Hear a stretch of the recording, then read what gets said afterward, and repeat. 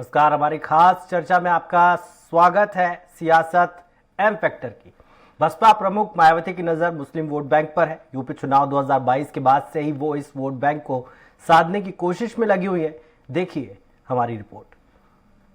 बसपा प्रमुख मायावती की नजर मुस्लिम वोट बैंक पर है। यूपी चुनाव 2022 के बाद से ही वो इस वोट बैंक को साधने की कोशिश में लगी हुई है। आजम खान के जेल में रहने का मुद्दा हो या मुस्लिमों पर कार्रवाई, मायावती ने हर मुद्दे पर खुलकर बात की। दरअसल यूपी चुनाव में बसपा का प्रदर्शन काफी खराब था। पार्टी केवल एक विधानसभा सीट पर जीत दर्ज कर पाने में कामयाब रही। वहीं मायावती के सामने चुनौती पार्टी को एक बार फिर खड़ा करने की है, लोगों के बीच स्वीकार्य बनाने की है। ऐसे में बसपा प्रमुख मुस्लिम मतदाताओं को रिझाने मनाने में जुट गई है। आजम खान के उम्मीदवार असीम रजा की रामपुर सीट से हार को वे भाजपा और सपा के गठजोड़ से जोड़कर एक प्रकार से अपने पक्ष में बड़े वोट बैंक को लाने की कोशिश कर रही है। मायावती करीब 3 दशक से 20 से 25% वोट बैंक की राजनीति करती रही हैं। दलित में जाटा वोट बैंक उनका आधार है, जबकि अन्य दलितों के बीच भी वे स्वीकार्य रही हैं। ओबीसी वोट बैंक का एक बड़ा तबका 2014 से पहले मायावती के साथ जुड़ा हुआ था, लेकिन यूपी में पीएम नरेंद्र मोदी की उभार के बाद से ओबीसी वोट बैंक बसपा से छिटका। जाटव के अलावा अन्य दलित वोट बैंक में यूपी चुनाव 2022 के दौरान सेंधमारी हुई। सत्ता से बाहर रही बसपा वोट बैंक को साधने की कोशिश में लगी तो रही है, लेकिन वहां तक पहुंचने में कामयाब नहीं हुई। ऐसे में मायावती अब एक अलग प्रकार से प्रयास करती दिख रही है। रामपुर विधानसभा में बीजेपी की कामयाबी के पीछे आजम खां की जो रणनीति है उसकी विफलता है। आजम खां के कुनबे यानी उनका जो कोर टीम उनकी हुआ करती थी उसमें एक बिखराव है, और वहां का रामपुर का मुसलमान इस बात की बहस उसने खुद शुरू की कि 40 साल हमने आजम खां को सिर पे बैठा के रखा तो हमको क्या मिला। मेरा मानना है कि एक तो वहाँ वोटिंग कम हुई माइनॉरिटी की, जिसके वीडियो भी बहुत वायरल हुए हैं कि मुस्लिम मतदाता अपना वोट वहाँ दे नहीं पाया, जबकि नॉन मुस्लिम जो हिंदू मुस्लिम हो जाता है, जबकि उत्तर प्रदेश चुनाव में जो हिंदू वोटर है वो यूनाइट हो गया। और एक आजम खां का एक ड्रॉबैक ये भी था कि उनका एक लंबा दौर हो गया था और बहुत ही कई मुद्दों में वो फंसे हुए थे, और लोगों में एक परसेप्शन बन चुका था कि कुछ तो कमी है जो इतने दिन ये जेल रहे। मायावती आजम खान जैसे मुस्लिमों के जाने पहचाने वाले चेहरों का मसला उठाकर उनके बीच पहुंचने की कोशिश में है। उनकी सहानुभूति पाकर मायावती समाजवादी पार्टी के मुस्लिम प्लस यादव समीकरण तो बिगाड़ने में जुटी है। यूपी चुनाव के बाद से ही अखिलेश पर मुस्लिमों को नजरअंदाज करने का आरोप लगता रहा है। हालांकि पिछले दिनों अखिलेश ने आजम का मुद्दा जोर शोर से उठाकर इस स्थिति से निपटने की कोशिश की है, लेकिन रामपुर लोकसभा सीट के बाद विधानसभा सीट पर भी सपा के हार के बाद सवाल उठे हैं। मायावती इसी स्थिति का फायदा उठाने की कोशिश में है। ऐसे में देखने वाली बात ये होगी कि मुस्लिम समुदाय को कौन सा दल अपनी तरफ आकर्षित करने में सफल होता है। पवन कुमार सिंह, लखनऊ, स्वराज एक्सप्रेस।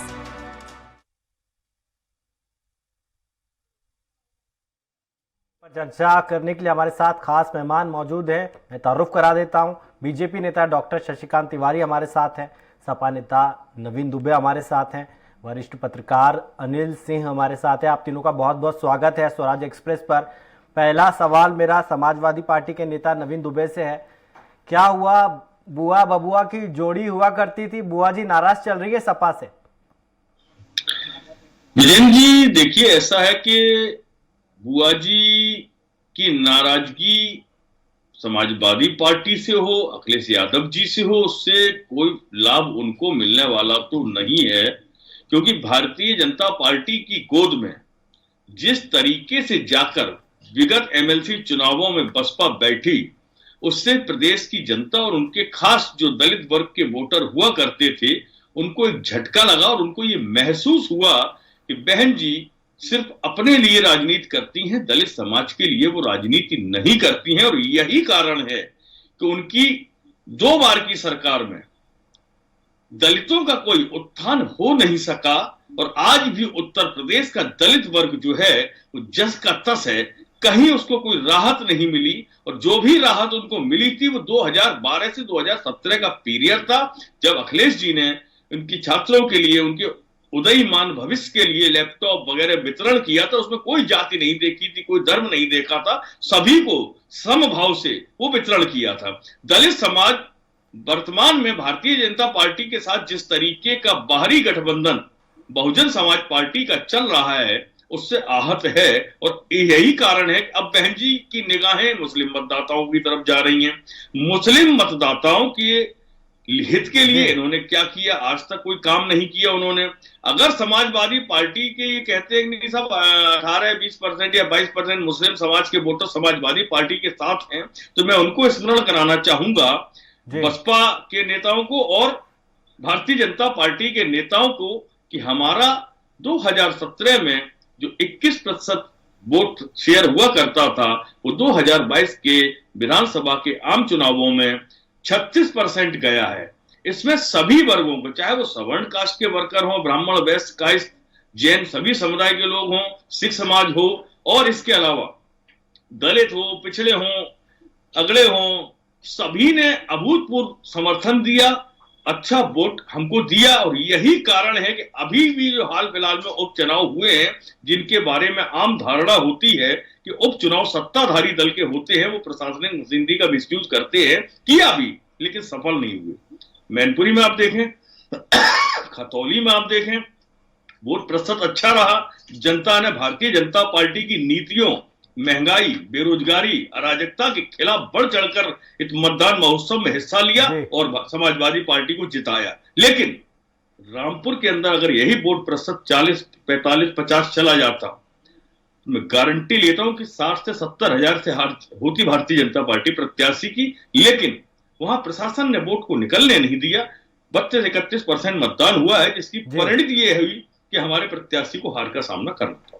ठीक है, इस पे रिएक्शन ले लेते हैं। डॉक्टर साहब, आपको क्या लगता है? बुआ जी कह रही है, बहन जी जो कि प्रचलित शब्द है उनके लिए, कि आपकी और सपा की अंडरस्टैंडिंग है इसलिए रामपुर में आपकी जीत हुई है। नहीं, देखिए इनका अपना विश्लेषण है।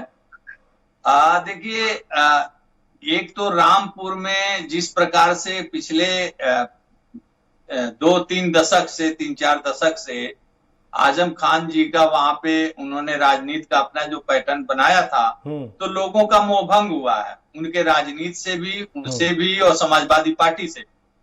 यही कारण है, मोहभंग के कारण वोट प्रतिशत जो कम हुआ उनके कार्य पद्धति के मोहभंग के कारण कम हुआ। लेकिन जब हुआ तो भारतीय जनता पार्टी के साथ लोग आए, जो निकल के बाहर आए भारतीय जनता पार्टी के साथ के लोग आए, उनको मत देने के लिए आए, उनके अंदर उत्साह था, तो वहां भारतीय जनता पार्टी की जीत।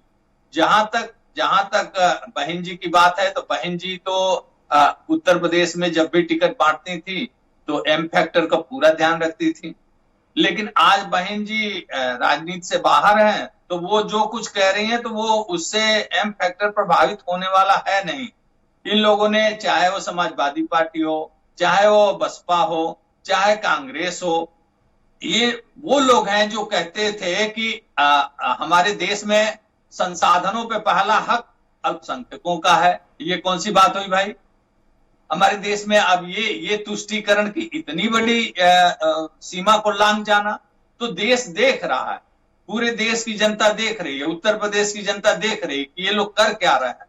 और इस तुष्टीकरण में चाहे बसपा हो, चाहे समाजवादी पार्टी हो, चाहे कांग्रेस हो, चाहे अन्य दल, ये लोग होड़ लगाए हुए थे कि कितना जरूरत से ज्यादा लांघ करके, ये सीमा रेखा लांघ करके ये लोग मुस्लिम तुष्टीकरण करते थे, जिसका परिणाम अब धीरे धीरे आ रहा है। पूरा देश जागरूक हो चुका है और ये खुद अब ये लोग कोई पैटर्न बदल चुके हैं, जालीदार टोपी पहनना बंद कर दिए, इनके सुर बदल गए हैं, मंदिर द्वारे अब ये लोग टहलना शुरू कर दिए, दूसरी भाषा में बात कर रहे हैं। तब वो तुष्टीकरण चलेगा नहीं, एम फैक्टर इन लोगों का चलेगा नहीं। ठीक है नवीन जी, मायावती ने उपचुनाव के पहले कहा था कि वो उपचुनाव में अपनी पार्टी को नहीं उतारेंगी, क्योंकि बाद में अखिलेश यादव बोलेंगे कि बुआ जी ने वोट काटे इसलिए हम हार गए। नहीं, आजमगढ़ में उन्होंने गुड्डू जमाली को उतारा था। गुड्डू जमाली बसपा से नहीं थे क्या? बहन जी बोल दें कि नहीं, गुड्डू जमाली बसपा से नहीं थे। भाजपा को सहयोग करने के लिए अगर नहीं उतारा था तो किस लिए उतारा था? अगर वो कहती हैं कि हम उपचुनाव नहीं लड़ते हैं, वो वही चुनाव लड़ती हैं जहां भारतीय जनता पार्टी को सहयोग उनको करना होता है। और जैसा भारतीय जनता पार्टी उनको आदेशित करती है, ईडी और सीबीआई की बड़ी कृपा है आजकल बहन जी के ऊपर और उनकी पार्टी के ऊपर, ये दुनिया जानती है। हमारे देश के माननीय प्रधानमंत्री नरेंद्र मोदी जी बड़े जोर जोर से कहा करते थे अपने 2014 के भाषणों में उत्तर प्रदेश में जब वो आगमन करते थे तो वो कहते थे कि हम बहन जी को सलाखों के पीछे भेज देंगे, इन्होंने इतना घोटाला किया है, इतना पैसा कमाया है। आजकल ईडी सीबीआई की रहमो करम क्यों नहीं हो रही है उधर? मेरा एक सवाल ये है। दूसरी चीज, अभी हमारे डॉक्टर साहब बोल रहे थे, मैं डॉक्टर साहब से पूछना चाहता हूं, डॉक्टर साहब ये पसमंदा समाज का सम्मेलन क्या समाजवादी पार्टी ने कराया था? अगर आप मुस्लिम तुष्टिकरण की बात हमसे करते हैं, हम पर आरोप लगाते हैं, और एक सवाल और पूछूंगा कि आप तो हिंदूवादी पार्टी हैं, आपकी रगों में तो हिंदुत्व का खून बहता है, फिर ये हिंदू युवा वाहिनी माननीय योगी आदित्यनाथ जी ने जो 2002 में गठित की थी, 2022 में आके समाप्त क्यों कर दी? मुख्यमंत्री पद ग्रहण करते ही कोई जरूरत नहीं रही? क्या वो अपने लक्ष्य को पूरा कर लिया? हिंदू युवा वाहिनी अपने लक्ष्य को प्राप्त कर चुकी थी? क्या यही लक्ष्य था कि माननीय मुख्यमंत्री जी योगी आदित्यनाथ जी मुख्यमंत्री पद पर विराजमान हो जाए और वो युवा जो लड़ता रहा, उनके पीछे चलता रहा, तमाम मुकदमे विगत सरकारों में हुए, मैं बहुत ईमानदारी से बोलूंगा, और उसके बाद उनकी अपनी सरकारों में उन्हीं हिंदू युवा वाहिनी के युवाओं पर मुकदमे हुए, तो वो हिंदुत्व कैसे खत्म हुआ? उन युवाओं का क्या हुआ? उनके भविष्य को क्या मिला? इस प्रदेश के युवाओं के भविष्य को क्या मिला? और भारतीय जनता पार्टी जो दम्भ भरती है हिंदुत्व की राजनीति का, वो ये बता दे कि इस देश के 80% हिंदुओं को क्या मिला। डॉक्टर साहब, 2024 का चुनाव भी नजदीकी है, एक तरफ दलित है, साथ में अगर मुस्लिम जुड़ जाएंगे तो आपके लिए तो मुश्किल हो जाएगी फिर 2024 में। नहीं, देखिए, मैं जरा इनके दो सवालों का जवाब दे दूं कि एक तो इन्होंने सवाल किया मुझसे सीधा कि पसमानदा मुस्लिम समाज का सम्मेलन हो रहा है। इनको शायद याद नहीं है कि पसमानदा मुस्लिम समाज इनके समाजवादी पार्टी की जब उत्तर प्रदेश में सरकार थी तब भी वो सम्मेलन किया करते थे, और वो अपनी मांग सरकार के सामने रखते थे कि हमारी ये मांगे हैं, हमको ये सुविधाएं दी जाए, हमारे समाज के उत्थान के लिए ये किया जाए। लेकिन इन लोगों ने कभी ध्यान नहीं दिया। आज अगर पसमानदा मुस्लिम समाज अगर कोई मीटिंग कर रहा है, बैठक कर रहा है, अधिवेशन कर रहा है, तो उसमें बातें सुनी जा रही है, सरकार के लोग उसकी बातों को सुन रहे हैं। तो एक बात। दूसरी बात, हिंदू युवा वाहिनी, तो इनका इसमें भी इनका ज्ञान सीमित है कि हिंदू युवा वाहिनी का अस्तित्व उतना ही है जब वो पहले था। लेकिन अगर आपका इशारा माननीय मुख्यमंत्री जी की तरफ है तो माननीय मुख्यमंत्री जी इस समय 25 करोड़ लोगों की सेवा में लगे हुए हैं। उनके पास समय जो समय है 24 घंटे का, उसमें उत्तर प्रदेश की जनता का सेवा कर। हाँ, आपका सवाल 2024 से 2024 में ये लोग यही सब राग अलापेंगे, और ये राग अलापे अब पूरा देश, अब हिंदू ही नहीं, मुस्लिम चाहे कोई भी अन्य जो भी है इस देश में रहने वाले जो लोग हैं, जिस भी धर्म के हैं, सब इनके ढपली और राग जान चुके हैं। ये लोग क्या कहते थे, क्या करते थे, ये केवल डराते थे, डराने का काम करते थे। आज भारतीय जनता पार्टी की सरकारें, चाहे कोई भी किसी भी धर्म का व्यक्ति हो, सारी सुविधाएं पा रहा है। सारी सुविधाएं जो भी आ रही समान रूप से सब में बट रही हैं। वो भय खत्म हो गया। अभी इन लोगों के अस्तित्व को खतरा हो गया। जो ये लोग डराते थे, ये मुस्लिम समाज को डराते थे कि भारतीय जनता पार्टी की सरकारें आएंगी तो उलट का पलट हो जाएगा, लोगों को भागना पड़े। अरे भाई, क्यों डराते थे आप? अब वो डर निकल गया। अब सारा जो पूरे देश के 125 करोड़ जनता, 35 करोड़ जनता ये जान चुकी है कि मोदी और योगी जी के नेतृत्व में हम लोग सब सुरक्षित हैं और देश विकास के रास्ते पे जा रहा है। 2024 में भी इस बात का ध्यान ये लोग रखेंगे, सारे लोग रखेंगे, सभी धर्मों के लोग रखेंगे। नवीन जी, जवाब दीजिए उनके जितने भी सवाल उन्होंने आपसे पूछे हैं। और एक चीज मैं ऐड करना चाहूंगा कि बहन जी अगर आपके एमवाई फैक्टर में सेंध लगाती है तो आपकी राह तो मुश्किल हो जाएगी निकाय चुनाव में भी और 2024 में भी। हम तो एक ही बात कहेंगे, एक अकेली बहन जी नहीं, ऐसी 5-7 बहन जी हमारी और आ जाएं, तब भी समाजवादी पार्टी का जो वोट प्रतिशत विधानसभा में 36 था, ये लोकसभा में आप देख लेना 42 जाएगा। पहली बात। दूसरी बात, हिंदू युवा वाहिनी को डिसॉल्व क्यों किया गया, क्यों उसको समाप्त किया गया, इस बात का जवाब देने से हमारे डॉक्टर तिवारी जी बचते रहे। स्पष्ट जवाब वो आज दे नहीं पाए क्योंकि है नहीं। आपने हिंदुओं के साथ क्या किया है? यूज एंड थ्रो किया है। हिंदुओं के साथ आपने छल किया है, कपट किया है, धोखाधड़ी की है, ठगा है उनको, उनकी भावनाओं से खिलवाड़ किया है। और उसके बाद आज जब हिंदू ठगा हुआ महसूस कर रहा है, हिंदू का आप भला कर नहीं पाए, अब आप चल दिए पसमंदा सम्मेलन कराने, मुसलमानों को विभाजित करने। अरे भाई, आपने सवर्ण दलित को विभाजित किया, आपने अगड़े पिछड़े को विभाजित किया, आपने हिंदू मुसलमान को विभाजित किया, और अब आप मुस्लिम समाज के बीच में पसमंदाओं को अलग करेंगे, लोहार समाज को अलग करेंगे, जैदी समाज को अलग करेंगे, सिद्दीकी समाज को अलग करेंगे, कुरैशी समाज को अलग करेंगे, अंसारी समाज को अलग करेंगे। ये करने जा रहे हैं क्या आप देश के अंदर? और एक बड़ी बात बोलूंगा, अभी मैं खबर देख रहा था 10 मिनट पहले, तवांग में अरुणाचल प्रदेश में चाइना और हमारी सेनाओं की भिड़ंत हुई है। इस कठिन समय में ये देश के प्रधानमंत्री माननीय मोदी जी के साथ पूरी समाजवादी पार्टी पूरी निष्ठा के साथ खड़ी है राष्ट्र के प्रति। यदि कोई भी फैसला सरकार लेती है हम उसका समर्थन करेंगे, कोई चर्चा नहीं करेंगे, कोई बहस नहीं, कोई विरोध नहीं। ठीक है, हमारे साथ वरिष्ठ पत्रकार अनिल सिंह जी भी जुड़े हुए हैं। अनिल जी, कैसे देखते हैं, मायावती ने ऐसे वक्त में बयान दिया है जबकि वो मीडिया में ज्यादा नजर नहीं आती है, लेकिन उन्होंने आजम खान के साथ सहानुभूति अपनी जाहिर की है, इसका क्या मतलब निकाला जाए? जी, आप पहले ये समझिए कि जो मुस्लिम वोटर आज 2014 से पहले प्रभावी हुआ करता था उत्तर प्रदेश में जी, अब वो जब हिंदू जातियां एक हो गई हैं तो उतना प्रभाव नहीं डाल रहा है। आप 2014 का अगर लोकसभा चुनाव का आंकड़ा देखेंगे तो उत्तर प्रदेश की 80 सीटों पर एक भी मुसलमान सांसद नहीं जीता था जी। तो जो 1989 के बाद मुस्लिम वोटर एक बड़ा वोट बैंक के रूप में स्थापित हुआ था, 2014 में वो जो मिथक था वो टूट गया है। तो इसका सबसे बड़ा कारण है कि मंडल आयोग लागू होने के बाद जब जातियां, पिछड़ी जातियां और सवर्ण जातियां, सारी जातियों के अलग अलग दल बन गए और ये अलग अलग दलों के साथ चली गई, तब उस स्थिति में 18-19% जो मुसलमान था वो प्रभावी हो गया। और उत्तर प्रदेश, बिहार की राजनीति में, उत्तर प्रदेश में मतलब बिहार की राजनीति में भी इसका एक बड़ा प्रभाव पड़ा। लेकिन जब 2000 में मोदी ने और भाजपा ने पिछड़ी जातियों को एकजुट किया, अपने पीछे खड़ा किया, तब ये वोट बैंक जो है उतना प्रभावी नहीं रहा। लेकिन अब पिछले विधानसभा चुनाव का अगर आंकड़ा आप देखें तो पिछले विधानसभा चुनाव में मुस्लिम जाति जो है, मुस्लिम पूरी तरह से समाजवादी के पार्टी के पक्ष में खड़े रहे। मतलब AIM के ओवैसी के लड़ने के बावजूद जो है मुस्लिम वोटर इधर उधर नहीं गया, वो पूरी तरह एकदम सपा के पक्ष में खड़ा रहा। तो यादव और मुस्लिम कॉम्बिनेशन बनने की वजह से वोट प्रतिशत तो बढ़ा, लेकिन अभी फिलहाल सपा के पास जिताऊ वोटर जो अन्य जातियों का मुलायम ने खड़ा किया था, कुर्मी, मौर्य और अन्य जो पिछड़ी जातियों का एक जो गुलदस्ता उनका था, तो वो अखिलेश नहीं कर पाए। इस वजह से वो वोट प्रतिशत तो ले पाए लेकिन सीटें नहीं जीत पाए। अब आते हैं भाजपा की पसमानदा रणनीति पे। तो आप जैसे सवर्ण जातियों में हिंदुत्व राजनीति देखें तो सवर्ण जातियां ज्यादा, मंडल आयोग से पहले सवर्ण जातियां प्रभावी थी।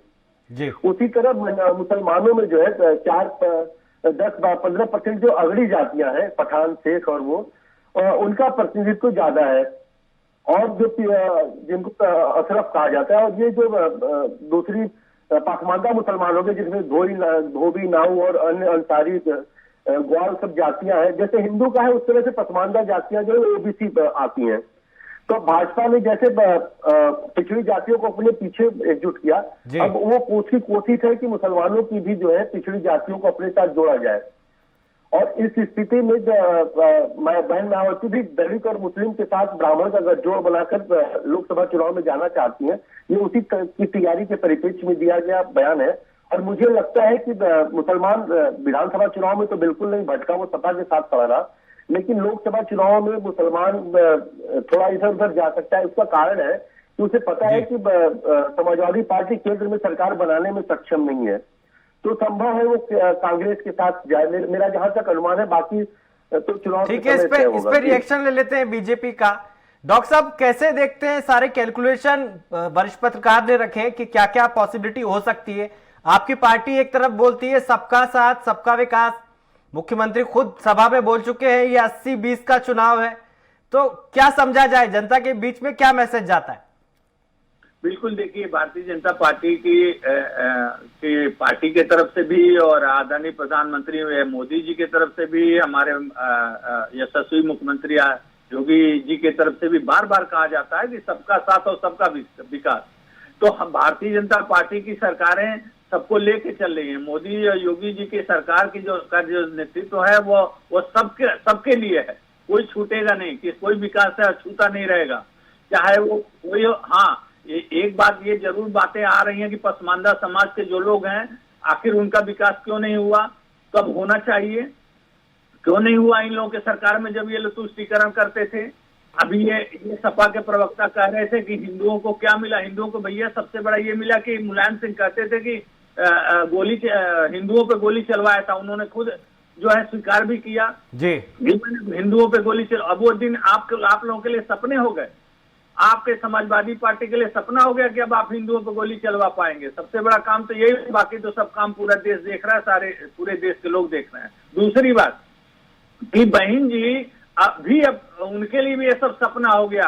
अब ये उनका बयान ही है, कहीं धरातल पे ये सब उतरने वाला नहीं है। पूरे देश प्रदेश के लोगों ने देखा कि किस प्रकार से जब उनकी सरकार आई तो केवल पत्थर पे वो आरा मशीन चलता था, पत्थर सजाए जाते थे, इसके अलावा प्रदेश में किसी का भी ठीक है, इस पे जवाब ले लेते हैं। नवीन जी, आपकी पार्टी ने मुसलमानों से वोट लिए लेकिन मुसलमानों की जो स्थिति है उसमें सुधार नहीं किया, ये कहना है बीजेपी का। नहीं, अगर डॉक्टर तिवारी को इस बात की बड़ी पीड़ा हो रही है कि हमने मुस्लिम समाज के लिए साथ न्याय नहीं किया, हमारी सरकारों ने न्याय नहीं किया, तो क्यों ये फिर उनको जातियों में बांटने का काम कर रहे हैं? समग्र मुस्लिम समाज के लिए क्यों नहीं आगे आ रही है भारतीय जनता पार्टी? और दूसरी चीज, कहो गर्व से हम हिंदू हैं, हिंदुस्तान हमारा है, ये सब नारे कौन दिया करता था? अली और बजरंगबली कौन किया करता था? आज इतना प्यार उमड़ रहा है इनका मुसलमानों के प्रति।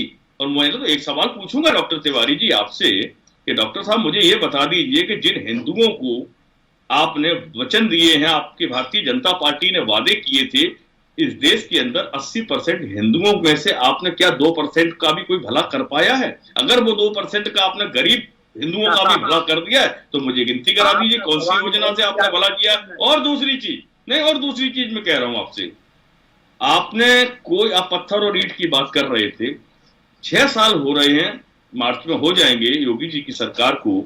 मुझे ये बता दीजिए कि देश प्रदेश की राजधानी में नवीन जी वक्त की कमी है, थोड़ा नहीं सर, सिंगल ईंट लगा के कोई बिल्डिंग बनाई हो इन्होंने तो ये बता दें, कोई एक सिंगल बिल्डिंग आप गिनवा दीजिए।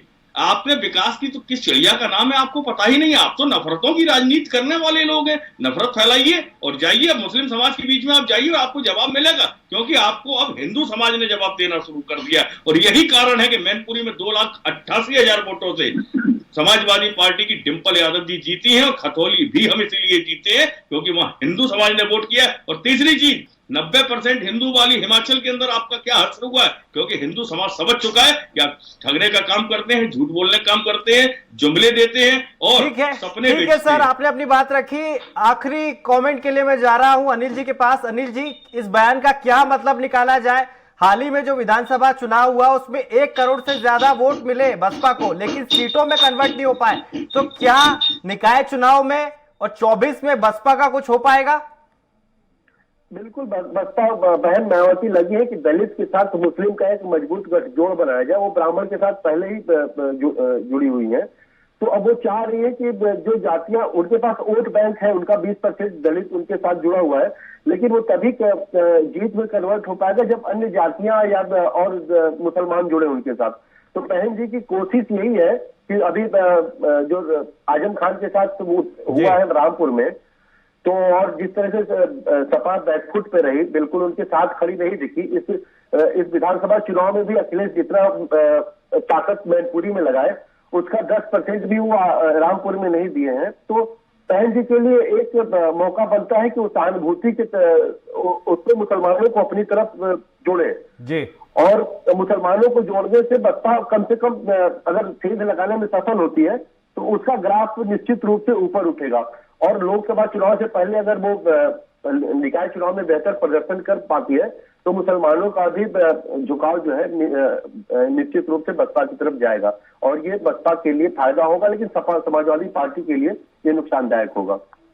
जी बिल्कुल सही कहा आपने कि अब देखना ये होगा कि क्या बसपा का ग्राफ ऊपर जाता है। अगर ऊपर भी जाता है तो इससे सपा का नुकसान होगा या बीजेपी का, ये देखने वाली बात होगी। लेकिन दर्शकों को हम बता दें कि आने वाले निकाय चुनाव में जो बयान आया है बसपा प्रमुख का, उसको लेकर राजनीति तेज होगी। बीजेपी एक तरफ है जो 80-20 की बात करती है और दूसरी तरफ मायावती का अपना कॉम्बिनेशन है दलित प्लस मुस्लिम का, एक तरफ सपा का कॉम्बिनेशन है यादव प्लस मुस्लिम का। अब देखना है कि जनता किस ओर जाती है। हमारी इस खास चर्चा में इतना ही। आप देखते रहिए स्वराज एक्सप्रेस। नमस्कार।